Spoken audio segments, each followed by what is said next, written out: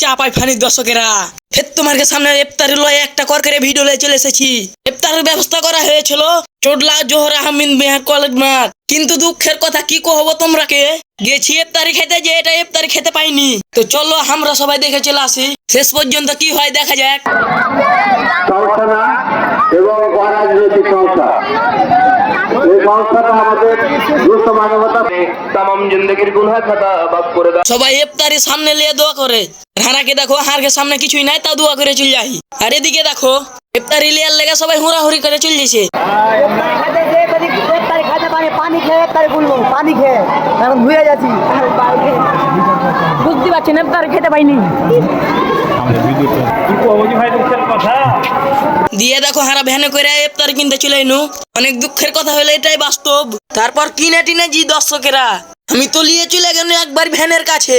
আর ইফতারিটা কে খাইলা কি জানো? হিমেল ভাইয়ের বন্ধু আল ভাই। ইফতারি খাইতে পানি দিয়ে ইফতারি করে, ইফতারি খাইতে পাই নিজে কিনে এনে খাচ্ছি এখন। ইফতারি খুলবো নিজে কিনে এনে, কেমন ইফতারি করলে খাইতে পারবো না, লিচা পানি খেয়ে খাইতে এলো। তো চলো সবাই একটু ভিডিও গালা দেখে লাও। আর এদিকে ফের আওয়াল ভাই চলে এলো হুন্ডা লিয়া। কেউ খাইতে পাইনি যে ইফতারি দে, হার খেয়ে গেলা চুরে দিলে সবাই।